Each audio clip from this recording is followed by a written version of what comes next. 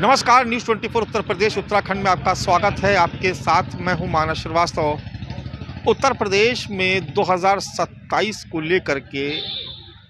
लगातार सियासी घमासान छिड़ा हुआ है और बात अब जातियों पर आकर के टिकी हुई है।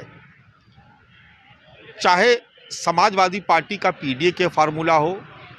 चाहे भारतीय जनता पार्टी जो लगातार ये प्रयास कर रही है कि तमाम जातियों को हिंदुत्व के नाम पर एकजुट किया जाए,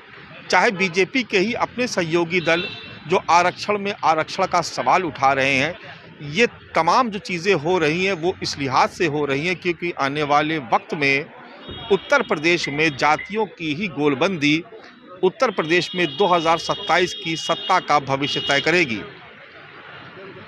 और इन्हीं सबके बीच जो दलित वोट बैंक है उसको लेकर के खास तौर से खींचतान बहुत ज़बरदस्त तरीके से चल रही है। अब उत्तर प्रदेश की योगी सरकार ने एक फ़ैसला लिया और फैसला ये कि 7 अक्टूबर को जब वाल्मीकि जयंती होगी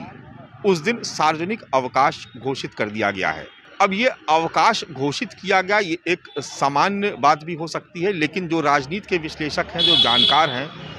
वो इसका विश्लेषण दूसरे तरीके से कर रहे हैं क्योंकि वाल्मीकि समुदाय जो है वो दलित बिरादरी के एक बड़े वर्ग का प्रतिनिधित्व करता है, उनको रिप्रेजेंट करता है। और ऐसे में ये माना जा रहा है कि योगी सरकार का ये फैसला इस लिहाज से भी किया गया है ताकि सरकार या भारतीय जनता पार्टी ये दिखा सके कि वो दलित महापुरुषों के सम्मान में या दलितों के सम्मान स्वाभिमान के लिए किस तरीके से काम कर रही है।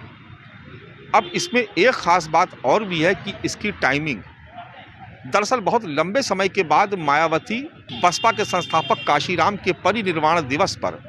एक बड़ी रैली का आयोजन लखनऊ में ही कर रही हैं और उनका जो पूरा फोकस है, जो टारगेट है, वो उनका वही दलित वोट बैंक है जो किसी ज़माने में उनका वोट बैंक हुआ करता था। तमाम जातियाँ दूसरी आती थी और जाती थी, लेकिन ये वोट बैंक हमेशा मायावती के साथ इंटैक्ट रहा, जिसमें बिखराव 2014 के बाद से शुरू हुआ और लगातार वो भारतीय जनता पार्टी के खाते में था। लेकिन 2024 का जब लोकसभा चुनाव आया तो संविधान के सवाल पर ये दलित बिरादरी के जो वोट बैंक था वो शिफ्ट किया एनडीए से अलग, इंडिया गठबंधन के साथ। ऐसा पहली बार हुआ। तो अब भारतीय जनता पार्टी एक तरफ जहां उसके सामने चुनौती है समाजवादी पार्टी के पीडीए के फॉर्मूले से निपटने की, तो वहीं दूसरी तरफ दलित वोट बैंक को बचाए रखने के लिए भी उसके सामने एक बड़ी चुनौती है। जो वोट बैंक उसके पास से खिसका और जिसके बड़े दावेदार के तौर पर मायावती फिर से अपने आप को एक्टिव कर रही हैं, संगठन को चुस्त दुरुस्त किया जा रहा है और बड़े ज़माने के बाद मायावती लखनऊ में अपना शक्ति प्रदर्शन करने जा रही हैं।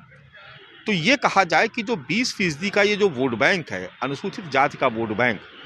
इसको लेकर के कई सारे दावेदार खड़े हो गए हैं, या कहा जाए कि ये एक ट्रायंगल बन गया है सियासी तौर पर, जिसमें एक तरफ पीडीए है, समाजवादी पार्टी, कांग्रेस जो उनका गठबंधन है, इंडिया अलायंस, एक तरफ एनडीए है और तीसरा जो कोण बना वो बना बहुजन समाज पार्टी यानी मायावती का।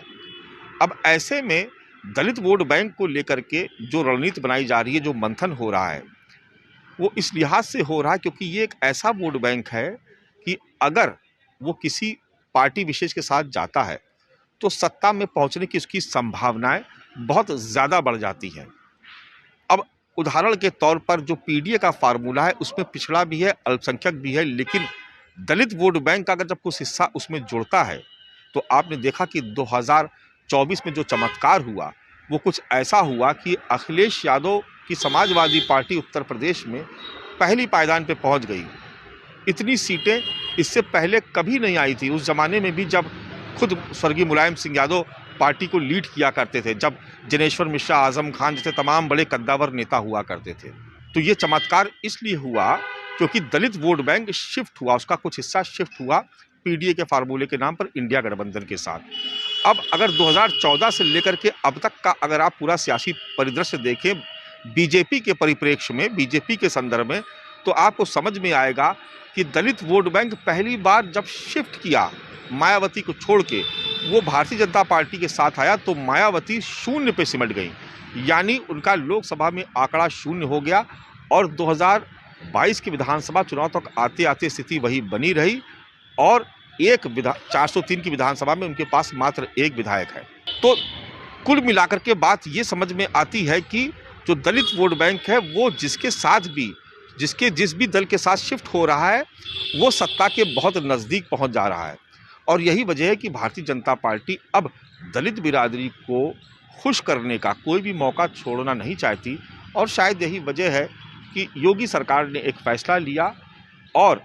7 अक्टूबर को सार्वजनिक अवकाश वाल्मीकि जयंती पर घोषित किया गया। कार्यक्रम पहले भी होते थे, इस बार भी बहुत सारे कार्यक्रम होंगे, सभी सियासी दल अपने अपने हिसाब से करेंगे।